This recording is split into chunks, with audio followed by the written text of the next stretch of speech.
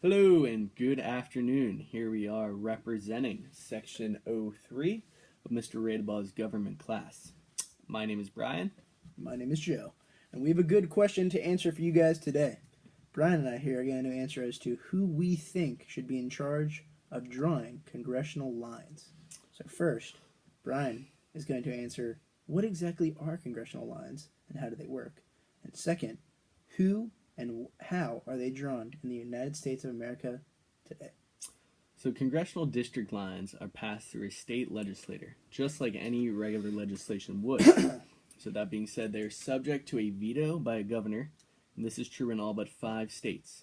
One of those states happens to be Maryland. So it can take up to 2 years for this redistricting to be approved.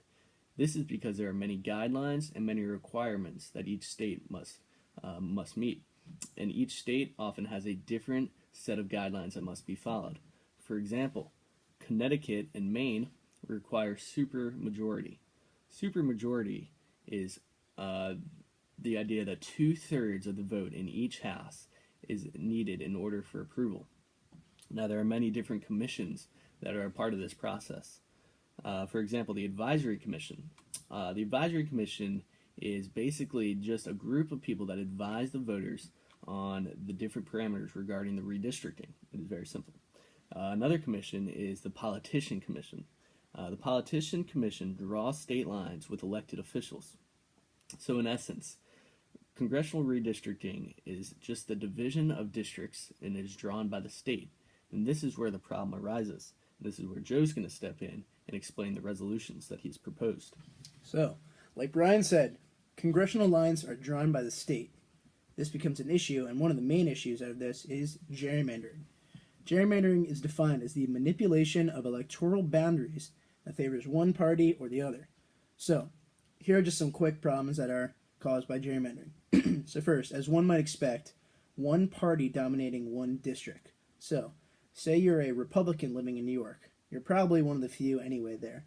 But the state of New York will actually draw their districts to completely wipe out the Republican Party from having any majority in each district.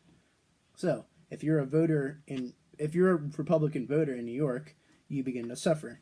If you begin to suffer, you might become disinterested in voting at all. So, the second problem is voter disinterest. If you know that you're going to lose each election, some people don't bother. It is kind of a pain in the butt. You have to get up and drive or whatever, or mail in your thing, and you know you're going to lose anyway, so some people just say, I will not vote. Third, when people don't vote, there's a loss of the moderate class. So people begin to drift from one side or the other. Now, this is a problem because this leads to the great influence of lobbyists and money interest groups. The winners of each election will take money and vote for how the lobbyists would like them to vote.